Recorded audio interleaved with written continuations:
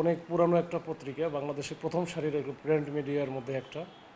তো এর মধ্যে যুগান্তরের পরবর্তীতে যে অনলাইন যে ভার্সন, এটাও কিন্তু আমরা অনেক 1 কোটি ফলো করে, কিন্তু আমরাও তো কিন্তু যুগান্তর বা এইসব পত্রিকা কিন্তু প্রথমে দেখি। তখন এইসব পত্রিকা এই অনলাইনে যে সংবাদগুলো পরিবেশন করা হয় সেগুলো মানুষের কিন্তু তাদের প্রতি একটা আস্থা আছে, বিশ্বাস আছে বলেই কিন্তু দেখে।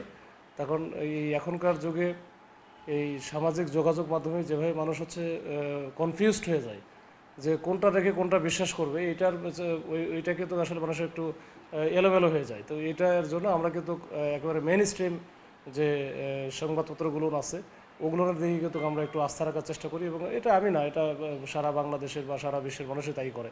এবং সেক্ষেত্রে হয়তো এই যে প্রথম সারির যে দৈনিকগুলোর আছে, দৈনিক পত্রিকা, এর মধ্যে অনলাইন যুগান্তর একটা অন্যতম প্রধান একটা পত্রিকা।